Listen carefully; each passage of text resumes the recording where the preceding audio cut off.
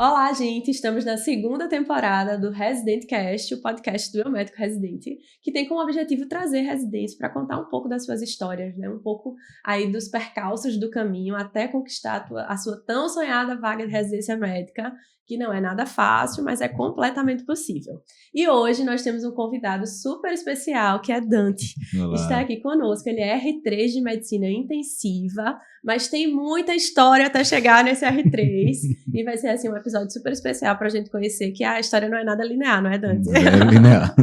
Seja muito bem-vindo ao nosso podcast. Obrigado. Você fica à vontade para se apresentar. Então, tudo bem, gente? Meu nome é Dante, eu sou residente de Medicina Intensiva pelo IMIP, estou no 3º ano, eu sou da primeira turma do acesso direto. Legal. Né? E, enfim, minha trajetória foi meio estranha, assim, né? Eu me formei na FPS em 2019. De início, entrei para MFC, Medicina, Família e Comunidade. Você vai ter que contar essa história pra gente. E, enfim, depois, durante a pandemia, né, acho que muita gente teve contato com UTI, a UTI foi ganhando muito dentro de mim e resolvi mudar. Quando apareceu o acesso direto, resolvi fazer e é isso. Hoje sou muito feliz com a escolha. Que legal, Dante. Me diz uma coisa, durante a sua formação aí na FPS, como foi a sua graduação? Foi algo, conta pra gente aí, se teve alguma coisa diferente, como é que você chegou a essa escolha por medicina de família e comunidade, como é que foi isso?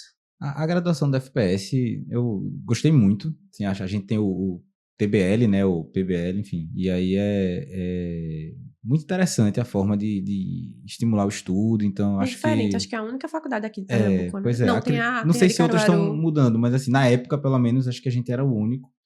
E uma coisa que a FPS me deu foi a capacidade de buscar as evidências, enfim, eu mesmo tinha que ir atrás do conhecimento, né? É diferente, não tem uma aula expositiva, então eu acho que isso foi muito legal. Eu tive 2 turmas, né? Eu entrei em 2013, e aí até o 6º período eu estava com essa turma, a FPS na época só tinha uma turma por ano, e aí fui fazer o Ciências Sem Fronteiras. Passei 1 ano na Finlândia, e, enfim, quando retornei, entrei na turma seguinte e terminei me formando em 2019. Esse ano na Finlândia foi algo específico de medicina que tu fosse fazer? Foram temas relacionados, né? Então, assim, eu fiz imunologia avançada, neurociência avançada, imunologia do câncer, doenças tropicais, enfim, infectologia aplicada, algumas coisas assim. 1 ano. Um ano, mas eu não aproveitei para o currículo daqui, só para a vida, né? Mas deve ter sido uma experiência incrível. Foi uma experiência incrível. Sim, faria de novo, né? Com certeza.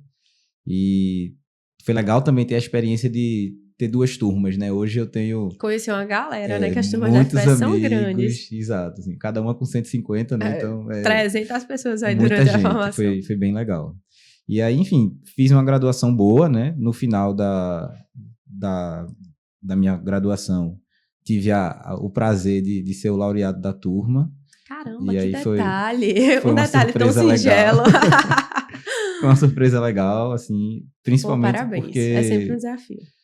Acho que, assim, é um prêmio de todo mundo junto, de certa forma, sabe? Porque eu sempre estudei em grupo e acho que durante o internato, principalmente, a gente não faz nada sozinho, né? Todo mundo se divide, se ajuda, evolui junto, então eu acho que é parte de uma construção de todo mundo, Sim. Né? Claro que existe o mérito individual, né, de se dedicar e tudo, alguma facilidade a mais, mas eu acho que meus colegas têm muito, legal. que contribuíram muito nisso, né? Imagino. Acho que foi isso na minha graduação, mais ou menos.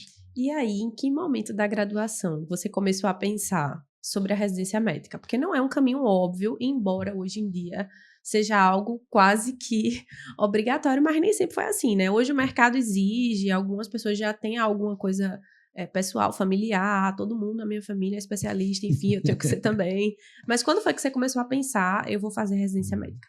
Então, minha família não tem médico, eu sou o primeiro, assim, mais próximo. Tenho um primo em São Paulo, mas, assim, é distante. Então, para mim, a questão da especialidade era um campo aberto, né, nesse sentido. Acho que todo mundo que está escutando aí deve ter a mesma ansiedade de pensar, eu tô fresco agora, né, tudo na cabeça fresquinho, vou começar a trabalhar. Pode ser que o ritmo do trabalho engula, né, a sua rotina. E aí eu ficava com medo de esse ano de trabalho que eu me desse, sem fazer a prova, me prejudicasse quando eu Te afastasse fosse fazer a disso. prova, esquecesse dos estudos, enfim, né? Você fica com essa ansiedade de agora eu tô terminando a faculdade, estudei muito, então tô com tudo na cabeça, quero priorizar a prova, né? Hoje eu acho que eu teria feito diferente, hoje eu acho que eu teria Sério? trabalhado um ano, talvez. Acho que é interessante você ter essa experiência. Mas, de qualquer forma, eu prestei de imediato para medicina de família e comunidade. E quando foi que saiu aí essa ideia de medicina de família? Já no É, internato? eu acho Vocês que rodam 6 foi. meses, eu acho, na FPS É isso que eu ia de... dizer. A FPS teve uma grande importância. Da minha turma de MFC, que eram, se eu não me engano, nove residentes da minha turma. Eu Caramba, fiz muita na gente. CESAL, na Secretaria de Saúde de Recife, da Prefeitura, né? Que é Uhum. acho que é a mais desenvolvida até hoje, assim, de MFC.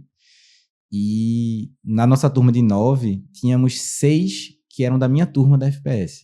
Então, Caramba. assim, Super influência da faculdade, a né? faculdade, ela criou uma forma da gente enxergar a saúde pública, né, e o Sistema Único de Saúde como uma peça fundamental, né, da saúde e da atuação médica. E eu acho que a vontade da MFC era unir duas coisas que eu gostava muito. Uma que é a ideia de poder ajudar o máximo de pessoas possíveis. Então, a ideia do SUS para mim é incrível e poder estar auxiliando com a atenção básica, que em teoria deveria ser o nosso principal enfoque, né, para a gente A necessidade da atenção diminuir terciária, secundária, a enfim. necessidade de, enfim, de sobrelotar, né, sobrecarregar esses hospitais, os centros de atendimento como o, enfim, né? E aí, então tinha essa parte social que eu achava importante. E outra coisa é que assim, eu sempre gostei muito de tudo. Então, a ideia de ser um especialista muito focal não me agradava. Eu me sentia, não sei, limitado. Aquela coisa compartimentalizada, né? Isso, Só o ficava. coração, só o rim, enfim. Exato, não tinha essa gana de ver o paciente dessa forma e enxergar a MFC, na MFC, né, o paciente como um todo, era uma das coisas que eu achei que valeria a pena a residência. E, na verdade, quando eu entrei, né, foi muito bom. Tive uma experiência excelente com Jéssica Frutuoso, que foi minha staff durante um ano no Alto José do Pinho. E foi incrível. Assim, foi um ano de muito aprendizado, de muito crescimento. Você Acho que passou de um ano, então, na MFC? um ano e meio. Eu Um saí no ano e meio do meio. R2. Eu estava Eita, quase caramba! terminando. Era para eu ter o diploma, mas enfim. Caramba! Um ano e meio. É, e assim, eu, de forma alguma, acho que tem muita gente que faz uma residência e desiste e, enfim, meio que, entre aspas, se arrepende porque talvez entenda que foi um tempo que foi perdido ou que, enfim, não deveria nem ter entrado. Comigo eu enxergo diferente, eu acho que a MFC foi fundamental na minha Que formação. massa, Dante. Me sinto extremamente mais capacitado, tanto como médico, porque se você fizer uma atenção primária séria, você precisa de muito conhecimento, estudar muito e saber resolver muita coisa, né? Enfim, teve casos de todos os tipos. E uma coisa que a MFC me deu, que até hoje eu agradeço às minhas preceptoras lá, é a capacidade de comunicação. Ah, com Porque a certeza. gente estuda comunicação em MFC. Então, não é só ter empatia, ser uma pessoa simpática, entender o outro, gostar de conversar. Existem técnicas, né, para lidar com pacientes difíceis, com acompanhantes difíceis, com situações, né, que fogem um pouco do habitual. E o que eu faço hoje na UTI, basicamente, é Muito da MFC. precisar conversar muito com as famílias, com os pacientes, em situações, às vezes, muito delicadas. E eu não tenho dúvida de que a MFC me ajudou muito nisso hoje. Então, eu sou muito grato a essa primeira residência incompleta, né? Que massa. Ô, Dante, mas em qual momento aí da MFC começou a surgir essa possibilidade de desistir da MFC para alguma outra residência? E já existia algo em mente? Ou passou a surgir algum tipo de insatisfação e, tipo, vou desistir para ver o que eu vou fazer? Ou foi assim, vou desistir para fazer intensiva? Como é que foi isso? Não, foi bem objetivo para a intensiva, né? Eu, desde que me formei, desde o primeiro dia que eu me formei, eu comecei a dar plantão em UTI. Então, já gostava muito de paciente grave. Durante a graduação, eu tive vários estágios voluntários, né? Assim, por fora da faculdade, onde eu trabalhei na Vermelha do HR, na Vermelha do Getúlio, nas UTIs do IMIP. Então você gostava realmente do paciente muito, grave. sempre pegava o doente mais grave. E na MFC você não ia ter esse contato de maneira tão frequente. Não tinha, né? Nenhuma. Assim, nenhuma é demais. Às vezes chegava alguma coisinha, mas assim, não é o mesmo nível. Muito menor, né? E então, assim, eu era um intensivista intensivista não, assim, um plantoneiro, né? Vamos dizer, que fazia MFC também. Caramba. E eram mundos muito diferentes e o estudo era muito difícil, né? Manter o estudo da MFC e, ao mesmo tempo, estudando para UTI, né? Para poder tentar dar uma assistência melhor para os pacientes lá. Meus chefes sempre me deram muito apoio, e aí eu queria agradecer a Ana Paula Leôncio e a Francisco Pirauá e Carolina Cordeiro. Esses são seus chefes da MFC? Foram meus chefes da UTI, quando eu trabalhava. Da UTI. E aí, quando a gente era UTI cirúrgica no IMIP, e viramos UTI Covid-3, né, lá especificamente. E aí, foi um desafio, né, aquela primeira onda, ninguém estava vacinado, ninguém sabia como era a resposta individual. Enfim, encaramos o desafio e foi muito bonito, tivemos bons resultados, né, no IMIP, com uma estrutura um pouco melhor do que em alguns outros lugares. E, enfim, fui muito feliz. Ali, comecei a me encantar muito por intensiva. Imagina, você vivia uma dualidade ali de sentimentos, né? Você tinha tudo isso da MFC, que você fala com tanto carinho, de que realmente não foi algo que você se arrependeu. E, ao mesmo tempo, vivendo coisas na intensiva que também te agradavam muito. Isso. Então, isso foi meio que, vamos ver quem vai vencer. E, assim, a residência MFC não parou, né, na pandemia. Na pandemia, né? Então, assim, eu tinha uma carga horária para cumprir. E nem a UTI. Muito pelo contrário, a UTI até piorou, né? Piorou. E, enfim, aí fui gostando, fui tomando gosto e percebi também que não era simples estar numa UTI sem ter o preparo para estar ali, né? Hoje eu olho para trás e fico, meu Deus do céu, o que é que eu tava fazendo, dando um plantão? Abre um parêntese aqui, rapidinho. Você hoje, como R3, o que é que você acha de recém-formado dando plantão em UTI? Um parêntese bem assim. Eu acho que tem 2 pontos. Um é a realidade que a gente tem e o outro é o que eu acho que deveria ser. A realidade que nós temos hoje, né, 4 de abril de 2024, é de que a gente não tem intensivista suficiente. E existem UTIs e elas precisam ser preenchidas com alguém, né? Eu entendo essa necessidade dos hospitais de terem alguém na sua UTI. Porém, eu acho que, apesar de eu ter sido um recém-formado que entrou na UTI... Por isso que você tem lugar de fala para... já estive nos 2 lugares, né? Eu acho que existem, assim, hoje eu tenho muito contato, tanto com recém-formado como plantonista, né? Assim, eu como residente, um recém-formado e plantonista, como com os doutorandos que estão passando.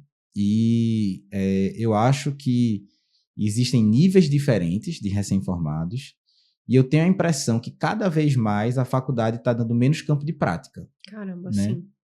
Assim, acho que é uma realidade, né? Tem muito estudante, pouco campo de prática.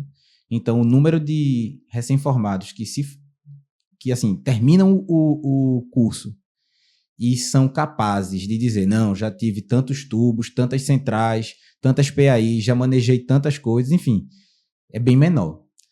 E isso é falando do mínimo, né? Porque, assim, é só o procedimento, fora as indicações e as complicações, então, assim, etc. Eu acho que cada vez mais a gente tem que tornar a UTI um espaço do intensivista. Perfeito. Acho que não dá para ser... 100%. Não dá para ser uma transição brusca, porque, enfim, não temos, por enquanto, intensivistas suficientes para preencher esses espaços, mas eu não tenho dúvida de que hoje eu dou outro cuidado para o meu paciente na UTI, infinitamente melhor. Uma compreensão de muitos conceitos que não são dados na faculdade, que muita gente, às vezes, que fez cardio, que fez neuro, que fez nefro, pensa que entende, mas quando a gente vai para o conhecimento mais detalhado, mais refinado, cada um tem o seu conhecimento específico, né? Sim. E a gente tem o nosso também. Acho que a gente precisa abraçar a intensiva como especialidade, por ser mais recente, e defender a nossa posição como especialista de um paciente que está numa situação que não é a situação que ele está em casa, que ele está no ambulatório, que ele está na enfermaria. É uma fisiologia diferente, é um momento diferente, com outras prioridades também.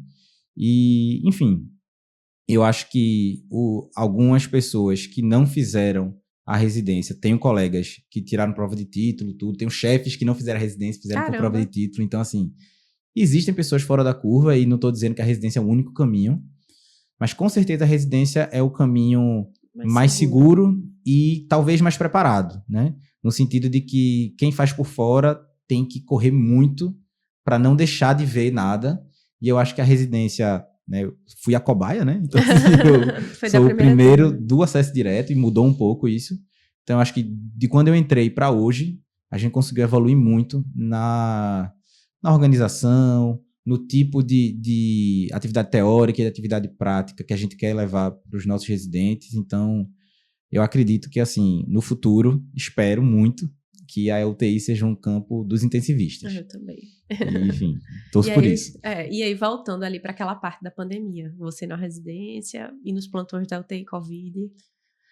Difícil, né? E aí, era noite sem dormir, 36 horas virado, enfim, foi... Acho que todo mundo que estava formado na época passou por um momento onde estava o mundo inteiro descansando em casa, né? E a gente... E a saúde inteira... Foi no período mais cansativo que eu tive na minha vida. Imagino. Então, assim... E ainda mais na residência, trabalhando, pesado. E aí, eu entrei num dilema que eu ficava, pô, se eu tiver que sair de MFC para fazer clínica, para fazer intensiva, eu vou ser residente pro resto da vida, né? Não era um caminho que você... E eu não estava disposto na época a isso. Então, eu queria fazer prova de título, continuar trabalhando e tudo. Mas então, aí surgiu... existia aí aquela coisinha pela intensiva, de querer né? fazer intensiva. O que era um obstáculo, era meio que o caminho até chegar lá, mas existia uma certa... Eu sempre vi mais sentido em MFC do que em clínica.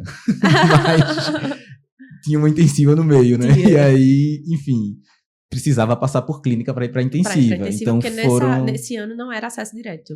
Não era acesso direto. Aqui nos arredores. Nunca foi. Isso foi nacional. Foi geral. Isso foi então nacional. Não tinha saída para você. Não, eu sou a primeira turma, assim, não só eu, né? Todas as pessoas que são do acesso direto no Brasil iniciaram no meio de 2021.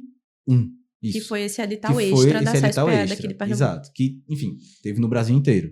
Foram vagas remanescentes que não foram preenchidas, digamos. Tinha vaga sobrando em tal programa que não foi preenchida. Eles converteram a bolsa dessa vaga para essas vagas do acesso direto desse edital extraordinário, né? E aí, no meio do ano, você em MFC, de repente... E aí, meu chefe, Francisco Pirauá, que é o coordenador das UTIs do IMIP hoje, ele era meu diarista na época, na UTI Covid do IMIP. E aí, ele me disse que ia abrir o curso de medicina intensiva, acesso direto do IMIP, que ele ia estar coordenando. Aí tu, como assim? E me chamou, né, para fazer parte, queria muito que eu fizesse. Eu, ao mesmo tempo, comecei a perceber que a MFC não era o caminho que eu queria ter daqui para frente, né, nesse momento. Então, tive muitos aprendizados, sou eternamente grato, mas não estava 100% feliz. E aí, muito importante ter esse tato para perceber. Muito engraçado, porque assim, eu chegava, juro pra você, eu chegava do posto, né, em casa, esgotado. E eu posso passar, assim, 24 horas numa UTI e eu tô feliz. Caramba! Óbvio, tô com sono, cansado, né, quando eu saio. Mas a satisfação é diferente, né? É outra coisa, assim, eu tô na UTI, Um dia minha esposa chegou em casa, tava com um familiar na UTI e disse assim, meu Deus, amor, que ambiente horrível, né? A UTI. Tu não? Eu gosto tanto, eu acho tão incrível. Caramba. Ô, Dante, isso requer muito autoconhecimento, né? Como é que você chegou aí nesse nível dessa percepção? Tem rolou uma terapia? Tem. Rolou uma terapia. Porque é um nível de autoconhecimento muito acurado. Rolou. Assim, acho que minha esposa de novo até brinca comigo, que toda sessão eu chegava em casa com uma ideia diferente, né? Eita. Dizia, não, hoje eu vou terminar MFC, agora eu vou terminar. Na semana seguinte, tem jeito não, eu vou fazer intensiva mesmo. E aí, enfim, ficava nesse vai e vem. Então a terapia foi importante também nessa transição. Né? Foi importante, não lembro exatamente, assim, os pontos que ela levantou para que eu decidisse por um em detrimento do outro, mas foi fundamental. Me acalmou, me facilitou entender melhor, né, as possibilidades.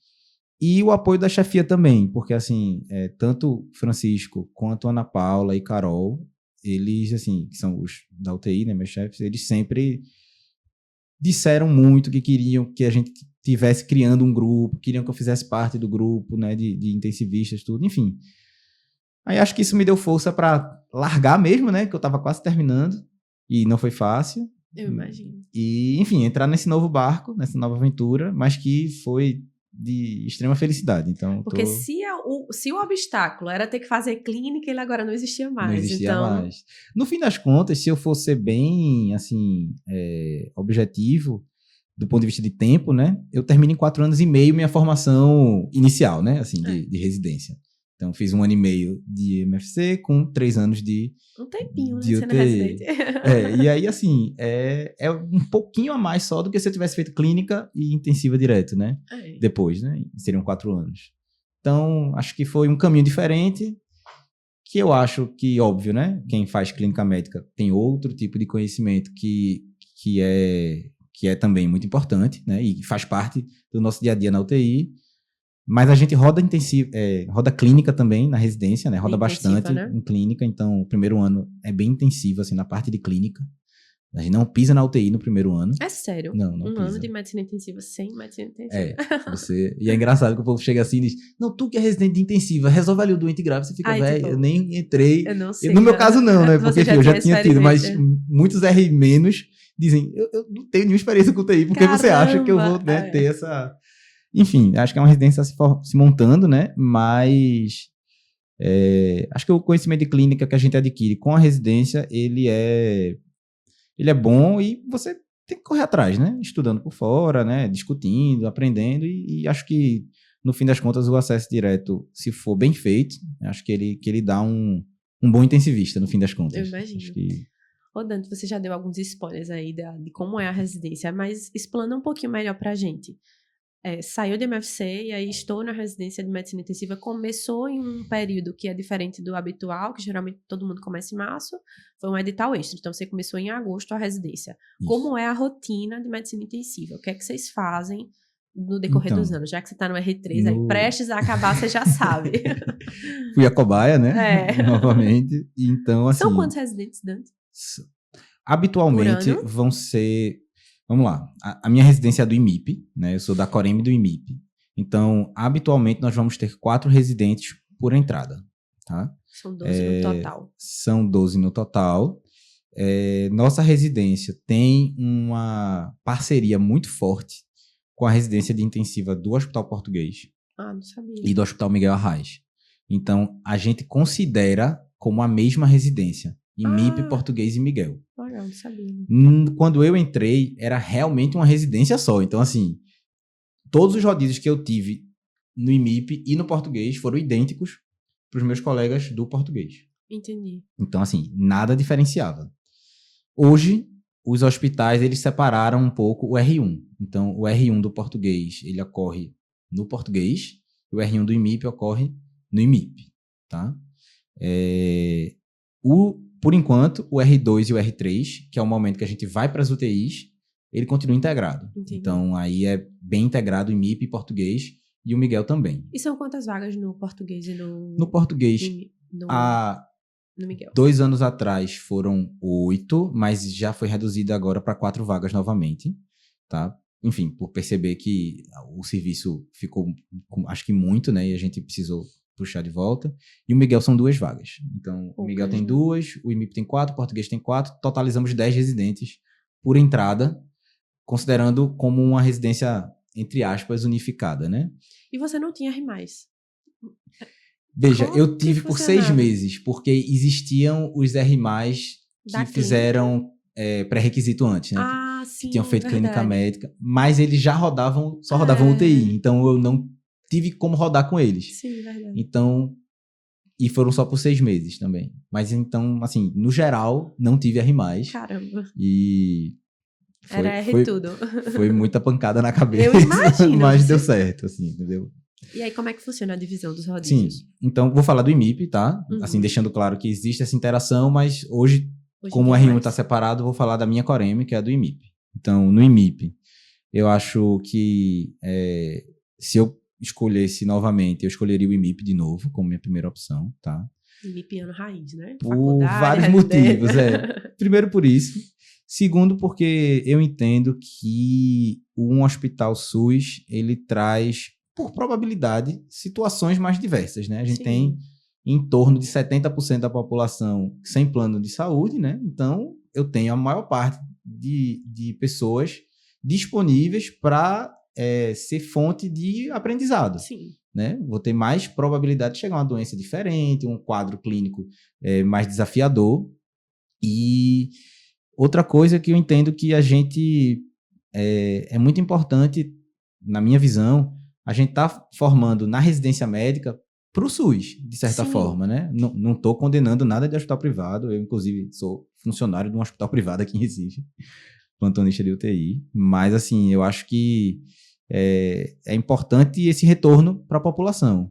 E a residência, no primeiro ano, se você tem ela num ambiente onde não tem um doente SUS e num ambiente onde você tem esse doente SUS, os aprendizados são distintos. Uhum. Não melhor, não pior. Eu prefiro o do doente SUS. Acho que até os critérios de admissão em UTI variam bastante. Variam porque bastante. eu também trabalho em hospital particular, em hospital do SUS, e eu vejo o quanto diferente para... Então, assim, considerando que a gente não roda em UTI no primeiro ano, qual a grande vantagem do IMIP? Então, a gente tem 4 meses de rodízio de enfermaria de clínica médica, com a equipe incrível lá, né? Abraço para Flavinho Pacheco, que é uma residência bem puxada, né? Isso, que é uma residência puxada, mas assim, Flávio é uma referência incrível, né? Ele também chefia a residência do português, né? De clínica.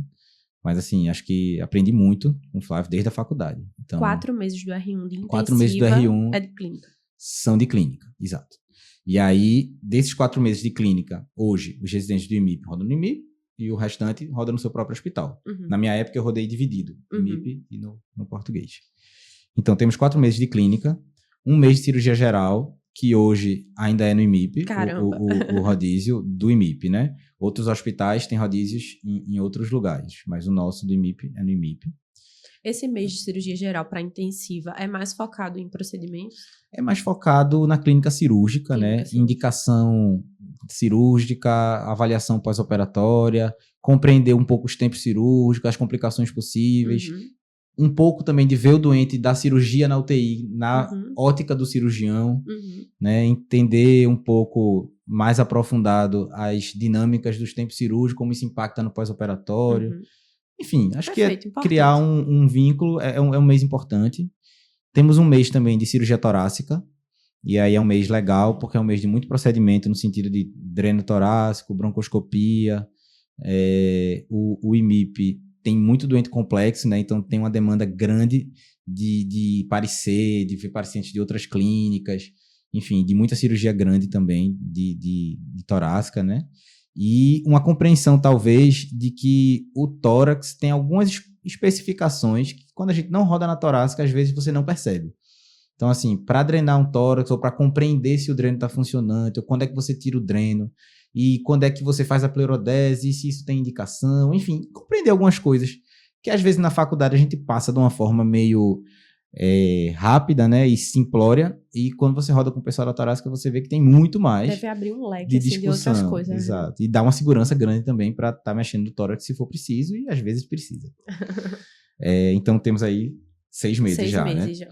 1 mês de nefrologia, também como residente da nefro, né? Assim, e aí o do IMIP, grandes vantagens que eu vejo é a possibilidade de você assumir o doente de uma forma mais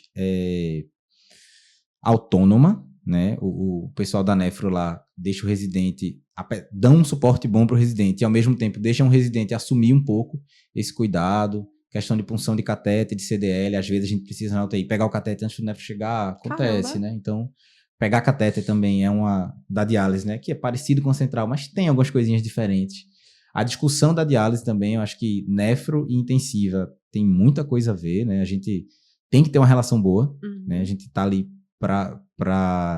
com o objetivo de ajudar o paciente e, invariavelmente, a gente vai ter uma alteração renal, né, para o doente, vai precisar de diálise contínua, enfim, vai ter que ultrafiltrar, e esses conceitos a gente refina bem eles no rodízio da nefro. Ninguém vira nefrologista, mas eu acho que dá um suporte legal, né? Compreensão, até para você discutir, entender o outro lado e poder propor também algumas vezes, de forma que às vezes você precisa ajustar um banho da diálise, ajustar uma taxa de UF, enfim, e isso quando você entende como está sendo feito, você pode discutir com o nefro, às vezes você mesmo já ajusta, enfim, tem compreensões importantes.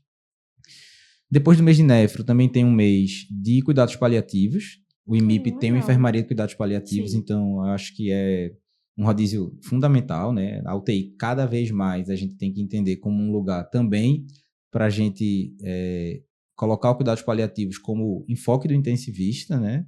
Nem sempre a gente está lá para reverter o quadro, mas com certeza a gente está lá para dar conforto e deixar o paciente bem, né? É isso que a gente quer. Então, se tá bem, nem sempre está curado, mas está bem, com certeza, está sem dor, sem falta de ar, acolhendo a família, né? UTI humanizada tem sido uma realidade nos privados e vai ficar cada vez mais frequente no SUS. Então, essa família está ali junto e você conseguir ter esse rapport é importante. Então, é um mês bem legal para aprender controle de sintoma, indicações, condições, enfim, diversas que acontecem. Tem um mês de cardiologia, que é na enfermaria de cardiologia do IMIP. E aí o IMIP é uma enfermaria bem cirúrgica e bem pré-transplante. Então, são doentes graves, né? Pré-transplante cardíaco, às vezes com dobutamina na enfermaria, com IC, assim, fração de ejeção de 10%, Caramba. 13%. Ou então com valvopatias graves, que também é um pré- e pós-operatório interessante. Além desse rodízio, a gente tem um rodízio de emergência, que já mudou bastante. Então, assim, o meu foi na emergência do português, mas hoje tem sido na emergência do próprio IMIP, no SPA. E acho que perfis bem diferentes. Perfis, né? bem diferentes. E os meninos estão gostando. Mas eu não consigo dar uma opinião porque eu não rodei lá. Mas hoje é no SPA do IMIP, que tem doentes um pouco mais graves, né?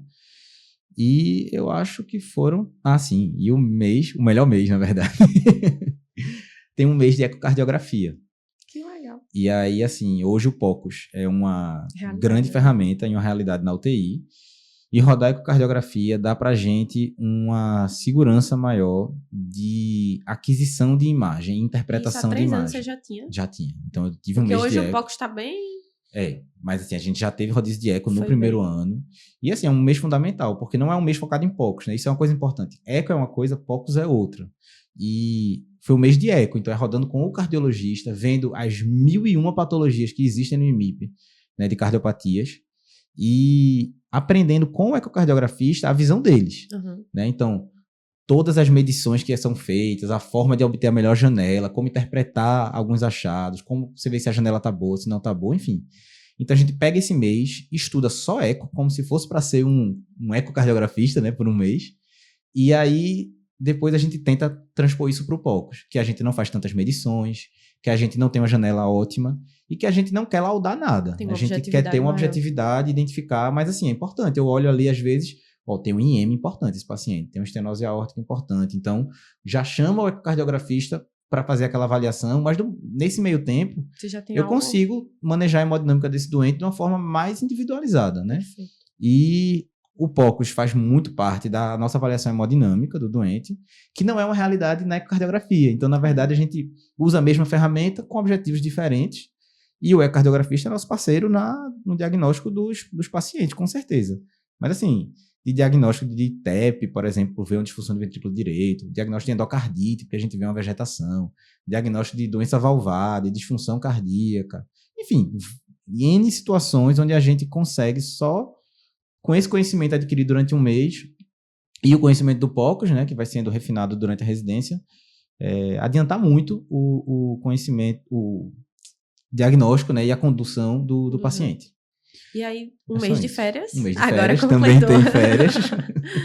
E no segundo ano vocês vão para UTI. Isso. Aí como é que funciona? Vocês evoluem os doentes? Se diz, né, que o primeiro ano da UTI, né, ou seja, o R2, é para você sair um excelente plantonista.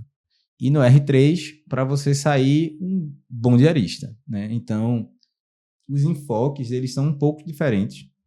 O enfoque do R2, principalmente agora que a gente está tendo uma entrada de gente que veio direto da faculdade, não dá para cobrar que o R2 tenha conhecimento de intensiva. Então, o nosso objetivo no R2 é iniciar a formação desse conhecimento. Que eu até brinco com uma R- minha, que ela veio bem verdinha, e eu disse, isso às vezes é bom, porque tem muita gente que vem com vícios, e às vezes para quebrar esse vício, para reformular isso, zero, né?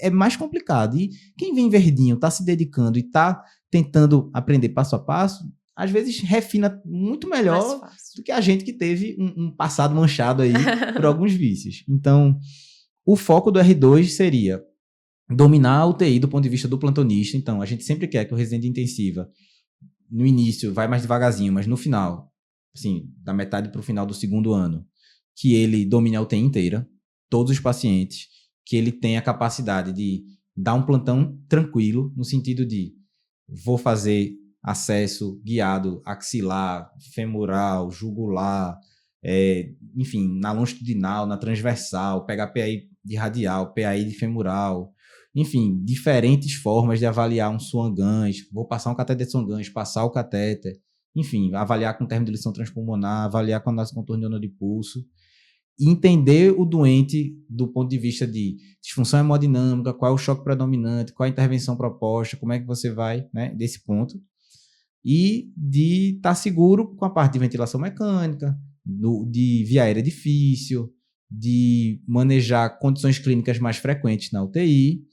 E então, assim, o objetivo no segundo ano, né, que é o primeiro ano de UTI, é de que ele esteja seguro com procedimentos, que ele esteja seguro com o diagnóstico sindrômico do paciente na UTI, com o manejo desse paciente e na indicação de procedimentos tanto guiados e, enfim, de via aérea, quanto no sentido de monitorização hemodinâmica, né? E aí ele é um bom plantonista, né, a princípio.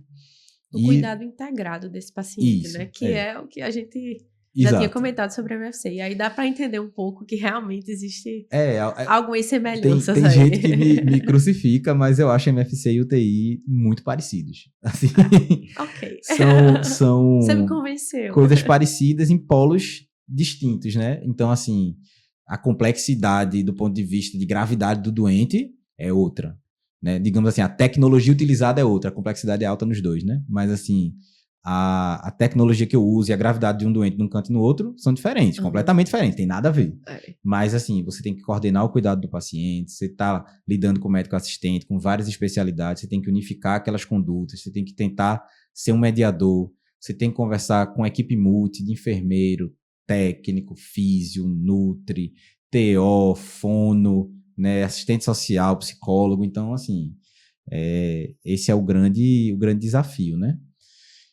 No R3, a gente segue na UTI, mas o objetivo já é mais de supervisão, né? Então, de tentar fazer o papel do coordenador, do diarista. Então, no R3, você fica mais responsável pela visita multi. Então, essa com as outras especialidades que estão na UTI, enfermeiro, médico, enfermeiro, fisioterapeuta, enfim, né? Toda a multi.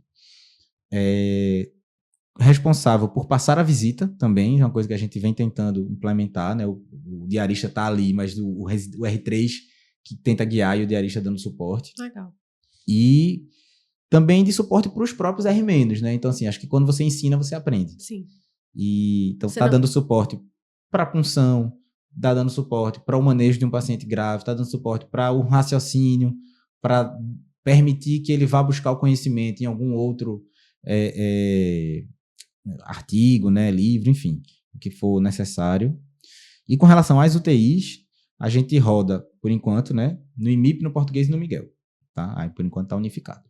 E aí, no IMIP, a gente roda na UTI clínica, nas 2 UTIs Covid, na UTI cirúrgica, na UTI obstétrica e na UTI transplante, que é, assim, o xodó de todo intensivista, né? Acho que é a UTI Porque é a mais complexa? É a mais complexa, talvez, do estado, né? Dificílima, deve ser. Transplante cardíaco, pós-operatório de cirurgia cardíaca, transplante hepático. Então, assim, é uma UTI muito complexa, com doenças muito graves, porque os doentes do SUS, infelizmente, acabam chegando mais graves, com a compensação ambulatorial um pouco mais deficitária, né?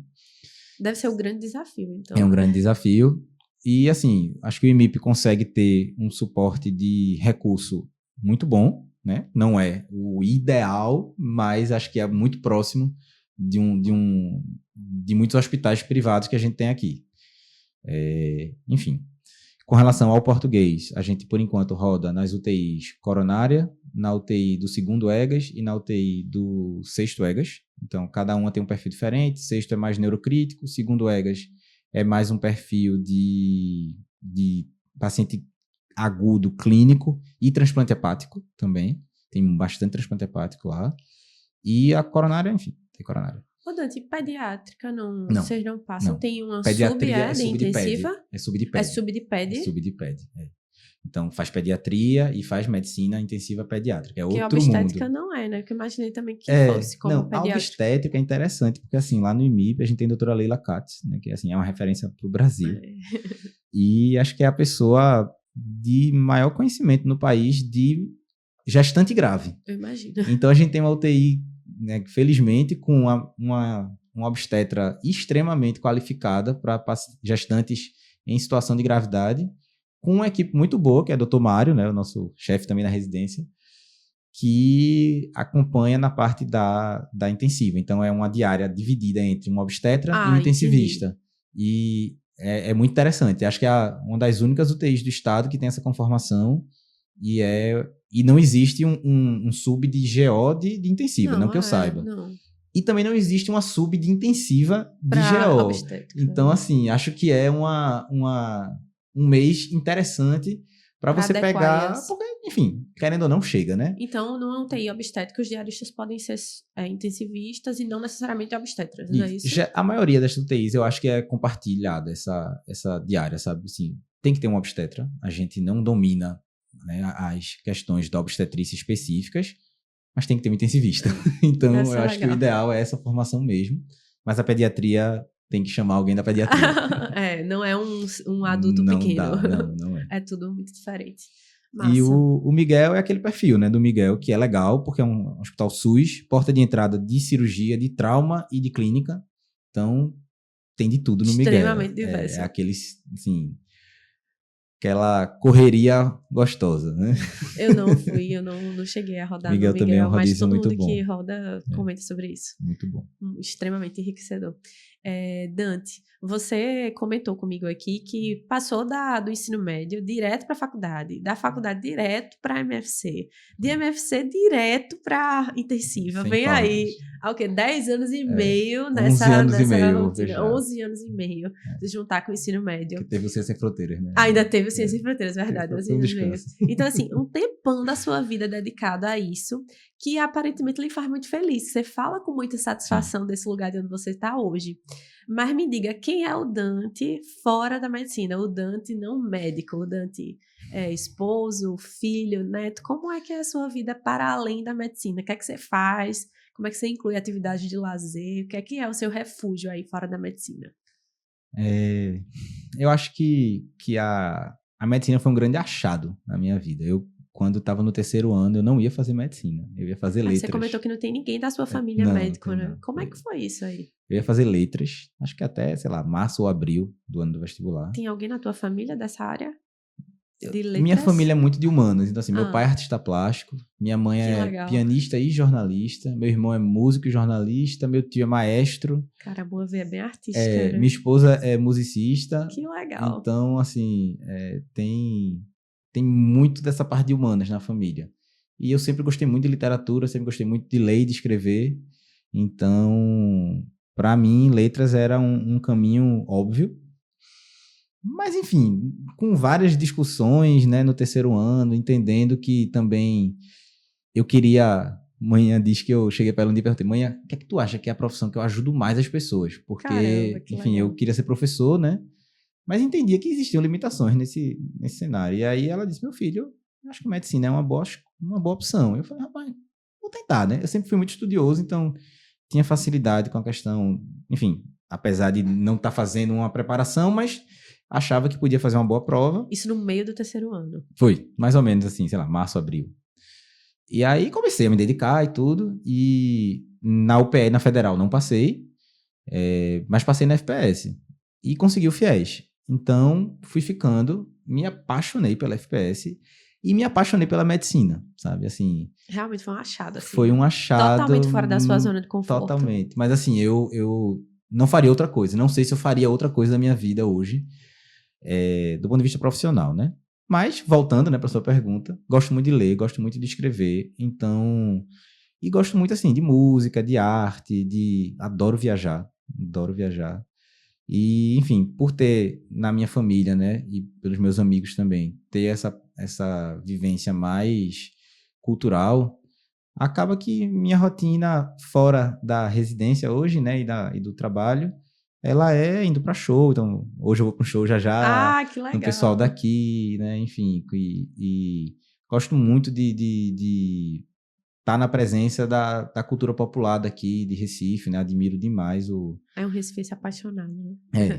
gosto muito de tudo aqui de Pernambuco nesse sentido. Confesso que eu sou um pouco obcecado com estudo. Então, durante a residência, não sigam o meu exemplo, mas eu não faço atividade física por priorizar estar estudando em casa. Mas Não eu conseguiu chegar a um ponto de não equilíbrio para consegui. conciliar. Mas, assim, tenho vários colegas que conseguem e acho que eles são um exemplo para seguir nesse sentido. Eu acabo priorizando demais o estudo e, enfim, até aqui foi assim. Faltam agora 4 meses para eu terminar. Tá então prometendo que vai vou começar. seguir assim, mas pretendo Olha retomar aí, vamos a cobrar atividade você, física Dante. no final. Você já fez atividade física em outro momento? Fiz bastante. Na residência de MFC? Não. Não. Quando eu entrei em Na medicina, residência. acabou. Você fazia o que antes? Aí eu fui campeão estadual de handebol. Tá brincando, Quando eu né? morei em Brasília uma época, joguei brasileiro. Caramba. Eu era bem atleta. E hoje em dia, assim, nenhuma atividade Nada. final de semana, nada. É triste. Poxa, Dante. Mas vai voltar. Vai voltar. Ô, Dante, e aí? Você me disse que você comentou aí que é obcecado em estudo, focado 100%, gosta muito de estudar. Como é que você lida com as distrações? Ou elas não lhe pegam? Rapaz, veja, eu acho que assim, o estudo, ele é uma obrigação, né? E então, acho que todo mundo precisa tá estudando, se atualizando e tentando se dedicar. Mas para mim, além de uma obrigação, é um prazer. E Imagino. aí é que é a bronca, porque eu fico assim, curioso e vou lendo, e vou me animando, e vou atrás de outro artigo, enfim. Eu tenho um foco muito bom, então às vezes me perguntam, como é que tu estuda? Rapaz, eu só leio, eu não faço resumo, eu não grifo, eu não faço nada. Então, assim, eu tenho uma memória fotográfica muito boa e acabo me dedicando só à leitura. É mais do papel, ou do digital? Ou tanto faz? Fica impossível o papel, né? Porque Hoje em dia, é muito artigo, é muito livro, é muito PDF, é muita, enfim, referência, aí realmente tem que ser no computador, mas eu leio os PDFs no computador, me acostumei e sempre gostei muito de estudar. Então, assim, às vezes até me atrapalha, assim, eu preciso me controlar para dizer, não, hoje eu vou, sei lá, sair com minha família, hoje eu vou fazer alguma coisa. Um limite aqui. Eu tô bem melhor já, eu era bem pior nesse sentido. Caramba. Então, acho que muita gente foi me amaciando nesse foco excessivo que eu dei ao estudo. Também tentando trazer mais para um equilíbrio mesmo. Acho que tem que ter um equilíbrio, né? O celular não te distrai? Eu anulo todas as notificações. Meu celular só vibra se me ligarem. Boa dica, né? Então, assim, eu não tenho... Isso eu acho que é uma coisa que eu fiz para não me distrair, que é meu celular só vibra se alguém ligar. E perfeito. O resto, nem númerozinho de WhatsApp fica. Assim, eu só vejo o que tem no WhatsApp se eu abrir o aplicativo. Acho que isso ajuda muito. É uma boa dica pra galera que tem o celular como um obstáculo. Não tenho nenhuma notificação no meu celular. Eu anulo todas. Nem o iFood, nada. Nada entra no meu celular. É uma dica importante. Perfeito. Mas assim, com relação a essa preparação, né? Para a residência de UTI, eu fiz o intensivão do médico residente. Olha aí, tá vendo? Foi durante a minha... isso? Porque você estava na residência. Abriram, né? Abriu esse edital e aí o médico residente, muito... rápido e ágil. Benevolente, liberou uma forma da gente estudar rapidamente para esse preparatório aí, né? Essa prova. E aí eu acordava de 4 da manhã, via uns 6 vídeos, ia para residência, voltava, via mais uns 6, e aí... Enfim, isso foi por uns 20 dias, porque eu só tive 20 dias de preparação, mais ou menos. Então, e tu consumiu o conteúdo inteiro do intensivão em 20 dias? Não consegui ver tudo, né? Mas assim, fui vendo o que eu tinha mais dificuldade, na verdade. O que eu já sabia, eu não fui ver. A prova era tudo, acesso direto. GO, cirurgia... Normal. A única diferença é que não foi que acho que é a UPE, né, que faz. E é a UPE, né, que faz hoje em dia a prova. Então, quem fez na época foi o IMIP. Não sabia. Para todas as vagas de todos os hospitais, foi o IMIP que fez essa prova. A única diferença foi a banca. Mas é da SES, tudo igual. Não teve nenhuma diferença. E... Tu focou em alguma área específica que era um calo maior para você? Veja, eu acho que quem é da FPS tem uma grande vantagem, porque a gente sai quase R0 de pé de GO. Então, assim, são duas provas que dá são duas provas que a gente... E eu tava rodando MFC, né? Então, pé de GO era a minha realidade, de certa forma. Sim. Então, pé de GO eu não foquei tanto. Eu tinha uma... Clínica médica, o calo é mais aquela parte de doenças mais raras e que, enfim, geralmente é uma ou outra questão. Então, eu deixei um pouquinho para ver mais próximo, para lembrar de uma coisa ou outra, mas não foi meu foco. E ficou cirurgia e preventiva. Ficou cirurgia e preventiva, né? Mais, assim, focado. E prova, né? Aí o que eu podia fazer de questão nesses dias eu fui fazendo, mas, assim, foi bem punk. Você priorizou, então, questões ou ver as aulas? Eu tentava ver os vídeos o máximo possível e, pelo menos, assim, as últimas provas, sei lá, de uns 4 anos pra cá. E tinha as provas do IMIP? Porque geralmente a prova não tinha, né? Não tinha nenhum, só tinha essa. Foi muito diferente, tu acha? Eu acho que o enfoque o estilo da prova? A gente costuma dizer que a prova da SES é um pouco confusa, né? Vocês têm uma habilidade enorme, sim, quase um milagre de conseguir entender o que é que eles cobram, né? Então, assim, é uma prova realmente diferente. Acho que teve uma pegada um pouco mais voltada para questões diretas, né? Então, assim, aquela questão muito maluca da SES não rolou tanto. Acho que foi uma prova mais... que cobrou mais o que você realmente está estudando, né? Então, nesse sentido, apesar de me guiar pelas provas anteriores, que era o que tinha, mas o estudo dos vídeos ele foi mais útil no sentido de, tendo o conteúdo, foi cobrado o conteúdo que era para ser cobrado. Então, assim, acho que não fugiu muito de uma forma de entender a questão, foi mais direto. Então, tu assistia às aulas, fazia a prova e tinha os simulados também, eu acho que vocês davam os simulados disponíveis, então você fazia esses simulados. E em 20 dias conseguisse passar onde você queria. Porque no caso abriu para o Miguel, Português e IMIP. Você queria no IMIP? Abriu para mais. Abriu Miguel, mais. Português, IMIP, Esperança, Santa Joana, Memorial, Guararapes, abriu Unimed. De intensiva? Alfa, de intensiva. E você queria o IMIP? Alfa também. Eu sou um IMIPiano, eu sou sujeito para falar do IMIP, caramba, suspeito, né? Mas assim, o IMIP só tinha uma vaga, então eu sou R único. Caramba, mas ainda tem essa. Foi a minha, então... R único, sem R+. E aí, óbvio, tem os meus R iguais, né? Porque a gente compartilha a residência, mas eles são do português, são 4.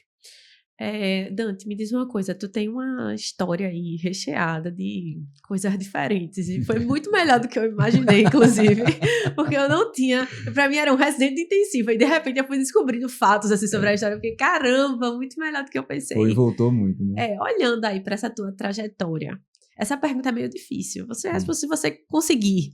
Tá. Olhando aí pra essa tua trajetória, o que é que tu consegue, assim... colocar como o teu maior acerto e o teu maior erro aí de tudo que tu fizesse na tua carreira profissional? Eu acho que o maior acerto foi me dedicar o máximo que eu conseguia desde o primeiro período. Então, assim, eu vejo hoje que eu tô colhendo o fruto do estudo que eu construí desde o primeiro período. E não só do estudo em casa, mas assim, de ficar até tarde no hospital, de ficar segurando o dreno da paracentese para sair 5 litros, porque tem que contar 5 litros, o residente foi embora e ficou o doutorando lá segurando. Mas assim, eu acho que o senso de responsabilidade com o paciente, ele é construído durante o curso, né? E com esse senso de responsabilidade vem a vontade de estudar mais para poder dar o melhor. Então, eu acho que se eu fosse falar para os estudantes, se dediquem mais do que você deveria se dedicar. Desde o começo da faculdade. Desde o começo. Estude por mais de uma fonte. Tente ficar no hospital mais tempo. Eu não abdiquei de vida social, apesar de dizer que eu estudo muito assim. Eu saía, ia para festa, namorava, enfim, viajava. Mas eu acho que assim... Quando era para estudar, estudar mesmo. E tentar manter um ritmo, porque é tanta coisa que às vezes se desespera, né? Sim. E devagar e sempre. né? Você vai A indo. constância, né? Melhor do que a intensidade. Exato. Então, assim, sempre tá... No meu caso, acho que fiz uma faculdade muito sólida, me ajudou nas duas provas, tirei notas muito boas nas duas, tanto da SES para MFC quanto da de intensiva, né? E acho que isso, assim, acho que tá junto com o paciente, se dedicar no dia a dia, tá junto com seus pares, né? Você não faz nada sozinho. E acho que isso é o que constrói mais, assim, São acho que grandes esse acertos. é o grande acerto, talvez, assim, nesse sentido. Acho que o grande erro Esse é difícil, né? o acerto talvez seja um pouco um erro, né? Talvez eu devesse ter feito mais atividade física, ter me dedicado um pouco mais a outras esferas da vida que não só a medicina. Acho que isso é um ponto. Outro erro, eu ainda acho que trabalhar um ano lhe dá uma maturidade que talvez facilite a escolha da residência e facilite a entrada na residência. Ser um Então, residente mais proativo, talvez. não sei como está hoje em dia com a diminuição do campo de prática dos meninos na faculdade, né? Então acaba que você forma meio, putz, tô verde, né? E então agora? vou trabalhar como? Então talvez a residência seja importante para Sim. você se formar ainda mais refinado, né? Ter uma segurança uma maior. preparação melhor, né? Mas aí de erro, putz, Você já difícil. pontuou 2 que fazem muito sentido, né? Eu acho que, assim, acho que isso. Difícil de pensar. Mas foram boas percepções, acho que somam muito. Principalmente essa questão desse ano, sabe? Eu também passei por esse período, assim, de refletir, caramba, vou, não vou, e aí acabei passando na residência, e aí com a vaga, e agora eu vou pra residência, não vou pra residência, acabei optando por não ir pra residência, apesar de ter passado, para trabalhar mais um ano. Mas acho que não existe, assim, exatamente certo ou errado. São percepções, às vezes, a sua mente, naquele momento, ele coloca para um caminho, né? Trabalhar também, ganhar dinheiro, exato, né? Você tá na às vezes questões faculdade, pessoais, né? Enfim. E cada um tem a sua história mesmo. Às vezes cabe algo para você que não cabe na história do outro. Isso. Acho que vale a pena olhar para trás assim, caramba, eu estou no lugar onde eu deveria estar, sabe? Eu sempre penso que é para ser tem muita força. Era para ser Dante, R3 de intensiva, hoje aqui conversando com a gente, contando essa história. Talvez se não tivesse essa parte da MFC, essa desistência da MFC, não fosse uma história que brilhasse tantos olhos, sabe? E aí acaba que era para ser isso. E faz muito sentido. Dante, voltando para a intensiva, o que é que você acha que é o maior desafio da especialidade hoje? Eu acho que a gente tem 2 grandes desafios. O primeiro é a gente se solidificar como especialidade, né? Eu acho que as pessoas ainda não entendem muito bem o que o intensivista faz, ou melhor, qual a diferença de ser um intensivista formado pela residência, né, e de ser um plantoneiro que está ali na UTI, ou um cardio que dá plantão na UTI, enfim. Dante, uma curiosidade, quanto tempo que precisa ter de plantão em UTI para fazer prova de título? Eu acho que são 6 anos. 6 anos? Eu acho que são 6 anos. É uma realidade muito frequente? Tem muita gente com prova de título? Ou não? Veja, todos os chefes mais antigos, eles não têm residência porque não existia. Então, existe esse gap, né, de falta de residência, na verdade. Então, eles criaram as residências. Então, a gente é eternamente grato a pessoas que se dedicaram à UTI sem ter feito uma especialização específica nela. Abriram o caminho, né? Isso, abriram o caminho pra gente. E aí, nesse meio tempo, eu tenho muitos diaristas que são meus chefes nas UTIs, que são cardiologistas, que são nefrologistas, mas que são excelentes intensivistas. Mas que tiveram um pouco dessa época também de pegar os chefes que não tinham ainda a residência, que a residência não era tão bem estabelecida, e que acabaram trabalhando, e que são pessoas fora da curva também, né? Sim. Então, assim, pessoas fora da curva. Muita experiência. Né? E isso, que são excelentes, que estudam por fora, que são autodidatas, que são muito bons. Então, assim, essas pessoas eu acho que são tão boas quanto, né?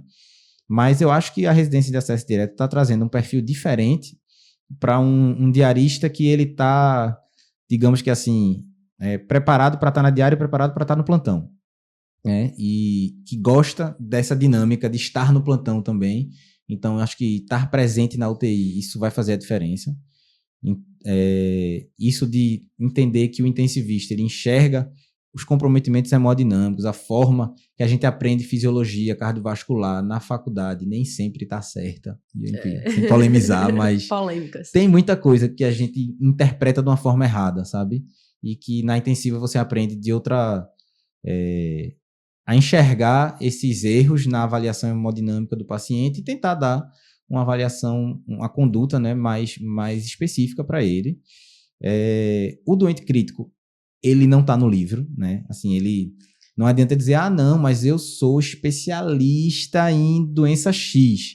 Velho, doença X na UTI é outra doença. Né? Então, assim, a fisiologia está toda comprometida, o paciente tem outras prioridades, né? A gente tem que resolver outras questões e é muito dinâmico, né? E muda muito rápido. Muda né, muito rápido e você tem que ser bom um pouco em tudo, né? Tem que saber fazer procedimento bem feito, tem que ter um bom controle de via aérea, tem que saber mexer na ventilação, entender muito de droga.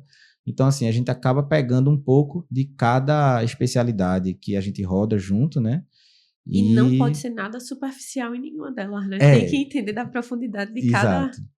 Complicado. E construir o nosso próprio conhecimento, né? Então, assim, eu acho que esse é o primeiro desafio da UTI, que é do intensivista, né? Que é a gente se solidificar firmar como especialidade e o valor do nosso conhecimento e da nossa formação. Do mesmo jeito que um cardio chega para você e diz, eu acho que para esse doente eu quero fazer isso, isso e isso, por isso, isso e isso.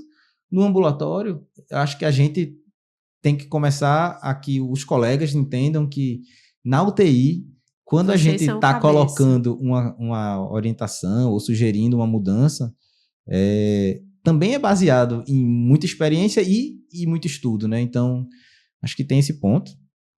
E foram os desafios, né? Isso.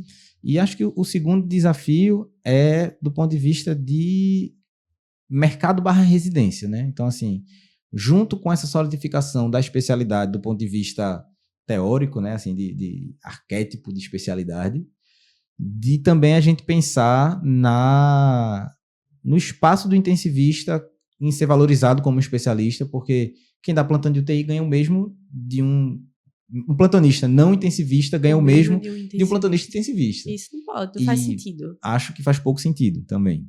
Então, assim, a gente se firmar no mercado, talvez ocupar mudar aquele lugar, né? Mudar o formato até da gente organizar a UTI. Então, existem formatos, por exemplo, em São Paulo, até fora do país, fiz um opcional agora no Chile e também eles têm essa dinâmica lá. O intensivista, em vez de ir passar uma diária, uma visita e ir embora, ele fica o dia todo na UTI. E aí você divide em 6 horas o intensivista, as outras 6 horas o outro. Ele está de plantão e está de diária. Sim, é verdade. Ele faz os dois, né? Então, acho que o doente tem um cuidado muito mais longitudinal, o intensivista está muito mais perto, e eu acredito que o cuidado fique, talvez, mais refinado e mais longitudinal.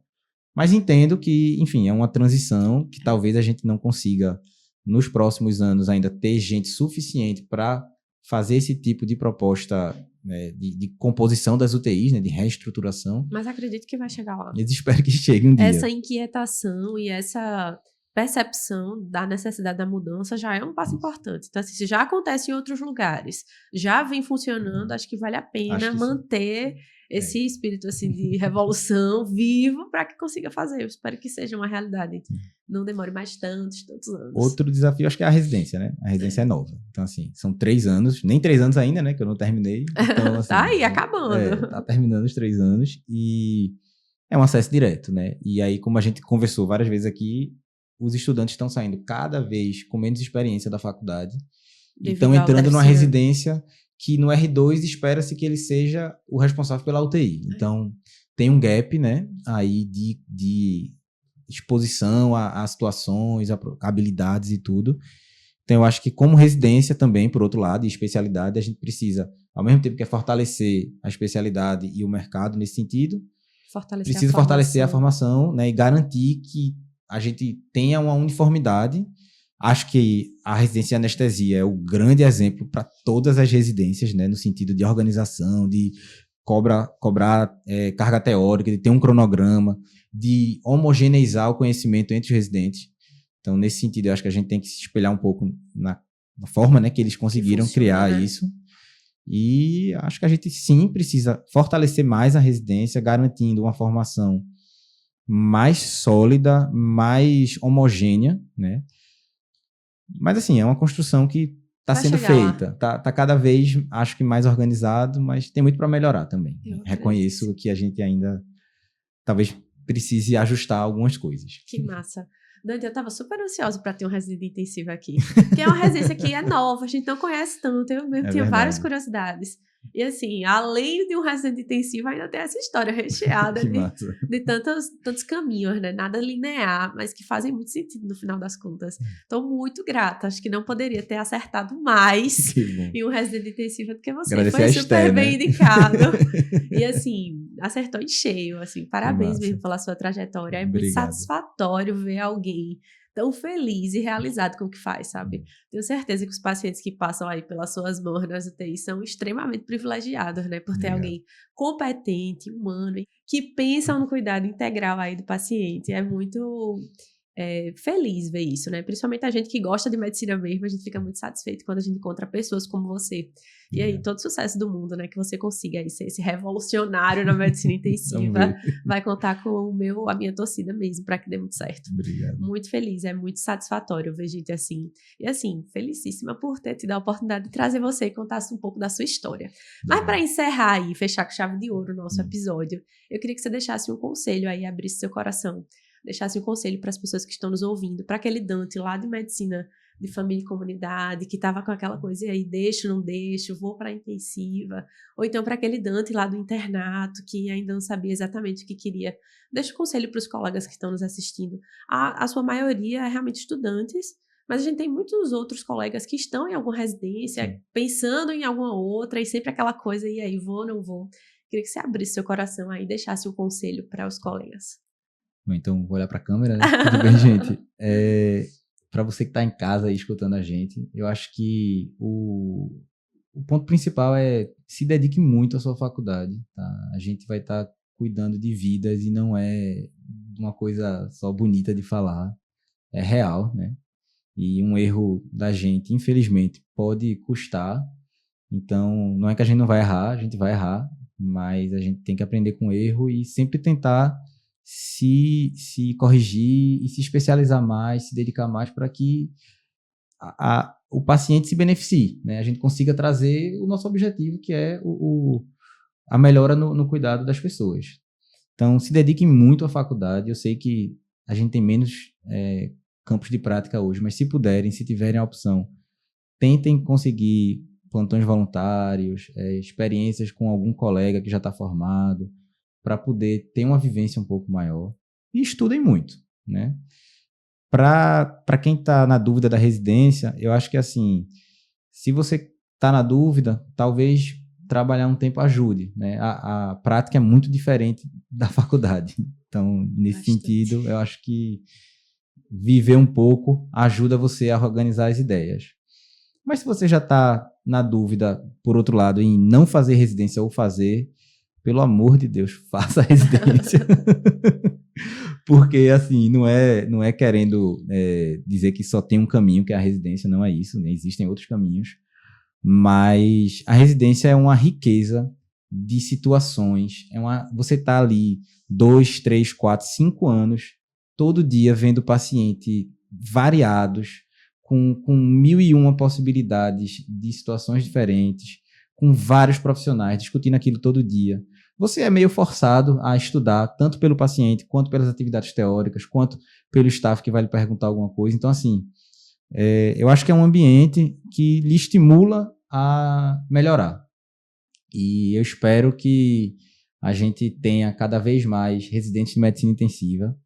Intensiva é massa, é uma especialidade bonita, que a gente está construindo junto. Então, eu acho que tem muito ainda para crescer. Tem muito para a gente ganhar espaço, para a gente descobrir também quais são os outros papéis que a gente pode assumir. E é uma especialidade que vê muito de fisiologia, que vê muito de dinâmica assim, multidisciplinar, com outras especialidades, né, com pacientes gravíssimos e que, ao mesmo tempo, a gente pega ele de uma situação extremamente difícil, consegue reverter, consegue dar alta para a enfermaria, para um apartamento, para casa. Deve ser uma satisfação. De uma forma assim, completamente surpreendente, né?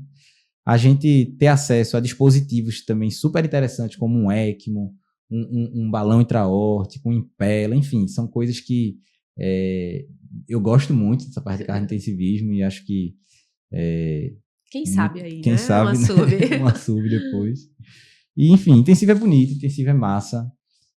Acho que faz toda a diferença fazer a residência, tá? E ter a formação do que não ter. E eu acho que o pessoal tá entendendo isso e tem muita gente que eu fui residente, a pessoa era plantonista e hoje ela é meu R-. Olha aí, que legal. Então, acho que a residência tem muito para trazer para todos e espero que vocês se juntem a gente nessa estrada aí. Massa. Obrigado. Dante, muitíssimo obrigada pela sua disponibilidade, por ter topado aqui esse desafio. Fiquei muito feliz, de verdade. Espero que a gente tenha outros encontros por aí, né? Espero ter a oportunidade de ter pacientes encaminhados para a SUTI. Ficarei muito, muito segura de saber que estão em ótimas mãos. Muito obrigada mesmo pela ter topado, pela correria. Não precise de mim, mas se precisar, vai ter vaga. Vai ter vaga. Porque a brincadeira não tem vaga, não tem vaga. Pô, tem vaga. Pode vir. Muito obrigada, Obrigado, Dante. Martina. Foi assim, Foi um melhor prazer. do que eu imaginei. Realmente uma história que vai agregar muito. Vai somar muito aí na vida do pessoal que está nos ouvindo. Satisfação imensa ter tido a oportunidade de ter você aqui. Muitíssimo obrigada. Obrigado também. Obrigada, gente, a todo mundo que acompanhou o nosso episódio. Obrigado. Até o próximo.